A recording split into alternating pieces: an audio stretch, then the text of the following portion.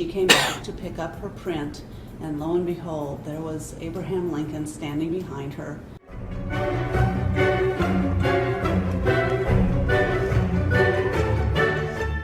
Hi and welcome back, and you've joined us for the top 10 times ghosts were actually caught on camera. You sound very excited then. It's a WatchMojo one, great channel. Would be good. Yeah, it means that they actually do put something together that's worth watching. Does WatchMojo? I always like their videos. If you can hear wild noises in the background, our pug has woken up and is crawling about and creating noises left, right and centre. She snores, she makes noises. Burps, farts, you name it, she does it. Right. Anyway, you've not come to listen to our pug, so let's have a look at the top 10 times ghosts were actually caught on camera. Okay, I'll shut up now. At first I thought it was a camera problem. Yeah. And then I saw her again. Welcome to WatchMojo, and today we're counting down our picks for the top 10 creepiest ghosts caught on camera. Could this be the face of a famous ghost caught on camera? Well, we've seen Insidious, not seen It. No, that's the new one. Yeah, the new one, yeah. She came back to pick up her print, and lo and behold, there was Abraham Lincoln standing behind her. He's got his hands on her shoulders. For this list, we'll be looking at mysterious figures that some believe to be ghosts. Whether you believe these are the real deal or not, this imagery will give you the chills. Do you believe? Right, that picture there is actually from just near where we are. So we do know that one. Because you had that up when we had our shop. Yeah. You had it in the window. Yeah. Believe in ghosts? Let us know in the comments. Number 10. The works of William Hope. William Hope was one of the first individuals to specialize in spirit photography, putting together a portfolio of otherworldly images. He even served as the founder and leader of the Crew Circle spiritualist group.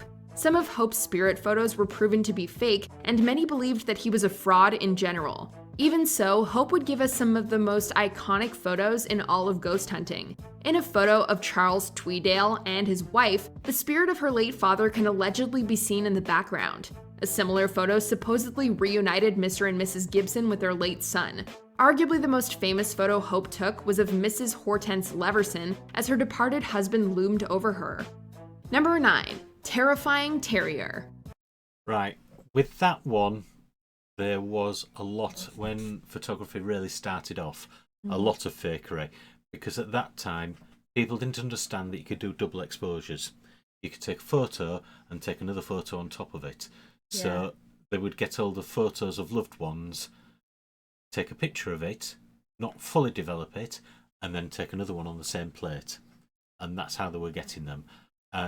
But moving forward from there, Ghost Adventurers and Taps, etc., they've moved forward with that, and a lot of people do use photography. I think it was just the early days that it really, really was able to get away with it. Nowadays, yes, you've got computer graphics and whatnot, but at that time, I do think those were probably very much faked. Losing a cherished pet is never easy, although it wasn't just the owners who had to bid farewell to this terrier. The bigger dog in this other photo, which was taken a few weeks after the loss, was the terrier's playmate. The terrier's death took a noticeable toll on the big dog, but the pooch's little friend might have been closer than anyone thought. If you look closely at the photo, you can spot what looks like the terrier levitating over the big dog.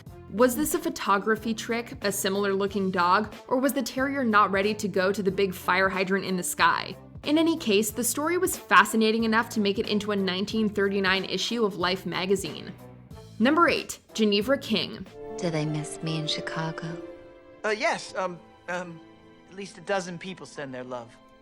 How gorgeous. They're absolutely in mourning. No amount of fire or freshness can challenge what a man will store up in his ghostly heart. That's one of Daisy Buchanan's most memorable quotes in F. Scott Fitzgerald magnum opus, The Great Gatsby. It's widely believed that Daisy was inspired by socialite Geneva King, who was briefly involved with Fitzgerald during their youth. King passed away in 1980, but could the green light still be burning at the end of the dock? This photo taken by Christy Ranieri in 2018 seems to suggest so. Ranieri was outside King's old summer home in Lake Forest, Illinois, when she captured this eerie image. Ranieri believes that the strange face in the photo is King's ghost, noting a haunting resemblance to the late heiress. See, you were there all along. And every idea, every decision. Of course, if anything is not to your liking, I'll change it. Number 7. The Brown Lady. Going back to that one, the picture, let me just go back a bit on the screen. Right, that there. So, that does look like a face, but it could quite easily be just something on the glass or something that's giving that impression, because of the fact that the human brain is designed to see faces where there aren't any. I mean, you've only to look at when people burn the toast and they've suddenly got Elvis stuck on it. You know, it could be, but is it? Is that room particularly known for that particular person? Is it more than people are expecting to see something there? And the photo there doesn't really give you an idea whether or not that face is the right size for that sort of size of window. It could be that the face should be filling up the whole of one of those panes of glasses if the window's small enough. Yeah. Look, just to me, it could be, but it could equally just be the other side of the coin. It could be that it's just a smudge on a window pane that happens at that angle to look like. You think? Mm-hmm.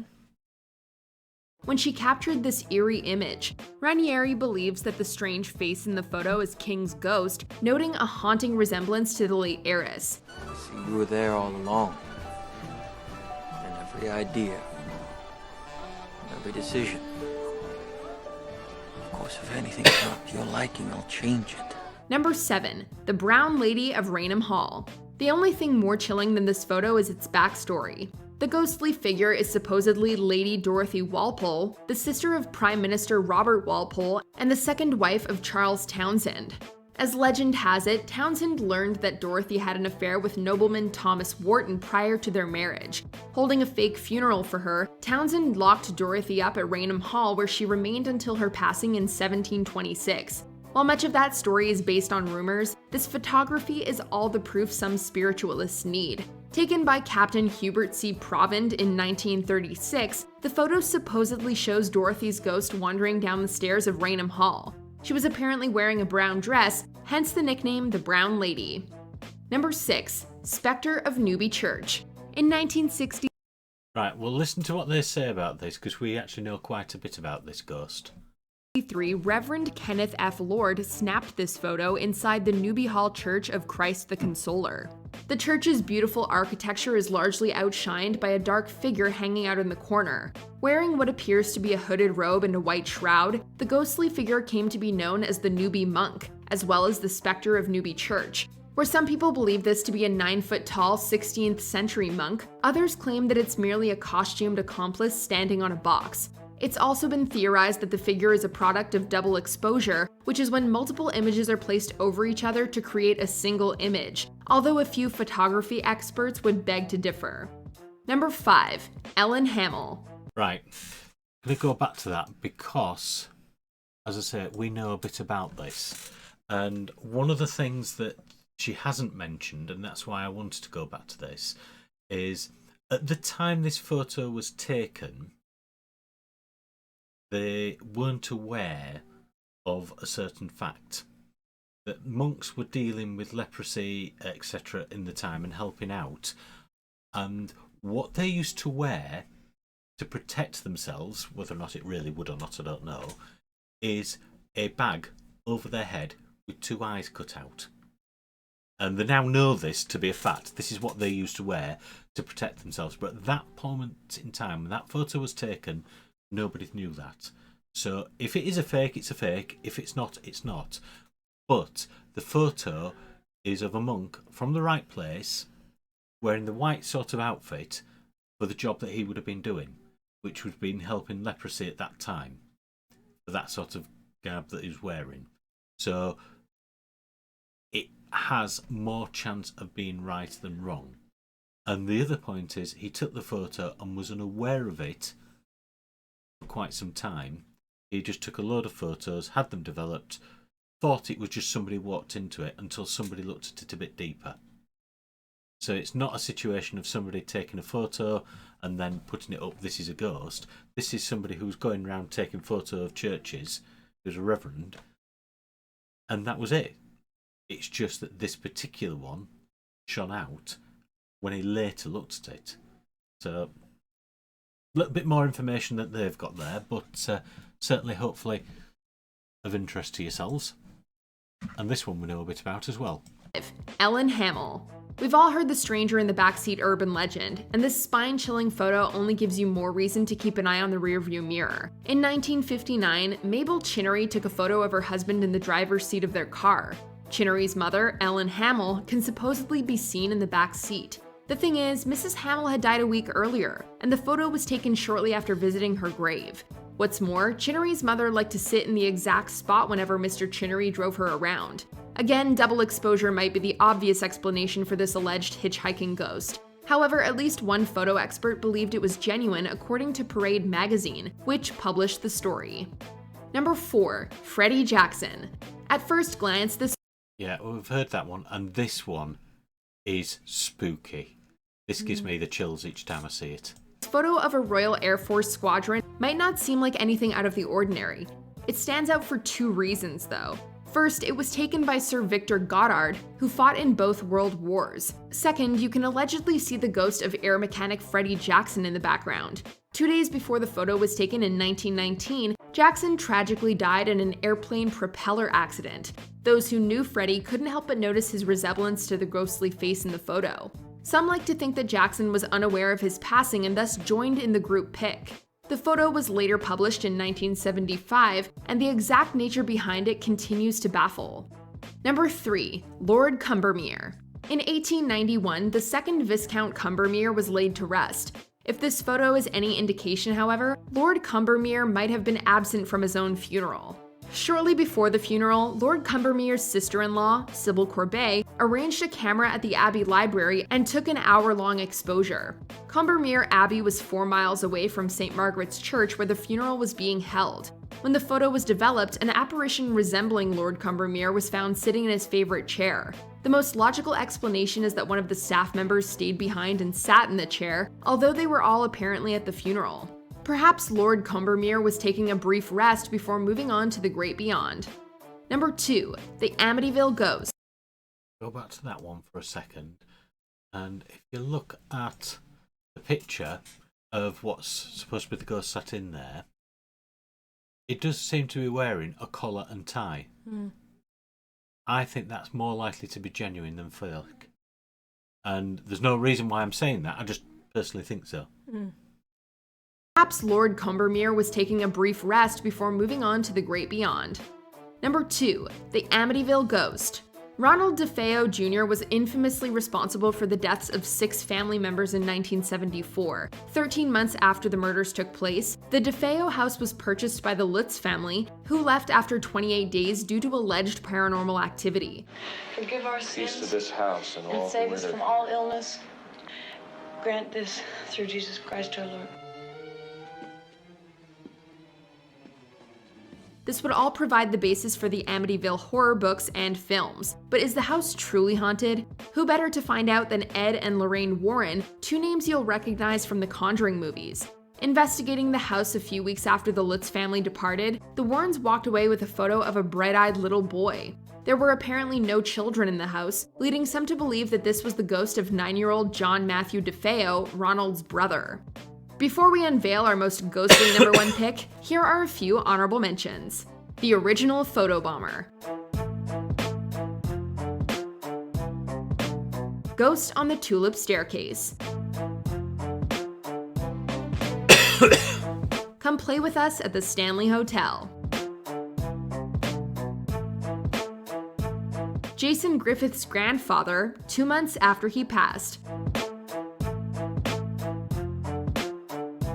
Man in Black at Sefton Church. Before Before we continue, be sure to subscribe to our channel and ring the bell to get notified about our latest videos. You have the option to be notified for occasional videos or all of them. If you're on your phone, make sure you go into your settings and switch on notifications. Number 1. Abraham Lincoln.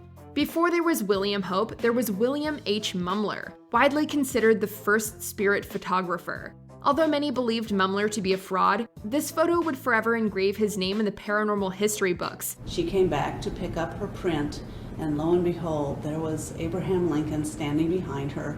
He's got his hands on her shoulders. Mumler's subject is Mary Todd Lincoln, and the ghostly figure putting his hand on her shoulders is allegedly President Abraham Lincoln, who was, of course, assassinated in 1865. It's been said that this photo was taken in 1869, and Mumler didn't know until after it developed that Mrs. Lincoln had been in his presence. Another account claims that Mumler took it in the 1870s, and Mrs. Lincoln approached him under a pseudonym. As for the photo's legitimacy, maybe it's fake, but only honest Abe himself would know for sure. Do you agree with our picks? Check out this other recent clip. Life, finds a way.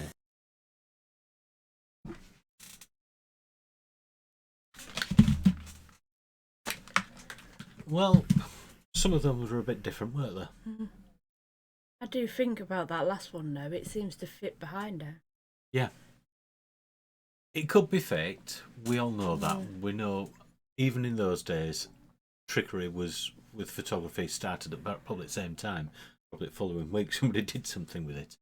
But if it was somebody who knew Abraham Lincoln, was there with Abraham Lincoln, it does make more sense why he would appear, as opposed to somebody who just happened to have a photo and then there's Abraham Lincoln stood behind them. When you get these famous people supposedly visiting you, why? Why would they come and visit somebody who means nothing to them? So yeah, I would say that's probably more likely to be true than quite a few of the others. The monk we know about. Yeah. And that is because literally 5 minutes in a car and we're there. Yeah. It's not far at all from where we are. We have done ghost investigations, not there, but we've done ghost investigations ourselves in the past. So, interesting. Nothing to really make you jump out of your bed at night, but what do you think? No, I agree with what you're saying. Yeah. Okay, right, well, enjoy the spookiness, and don't forget to have a look out for any more. If you like what we're making, tell us. Tell us if there's any particular videos that you've seen that you think, hey, that might be worth a look at. And then give us a link and we'll have a look. Hopefully see you in the next video. Bye for now. Bye.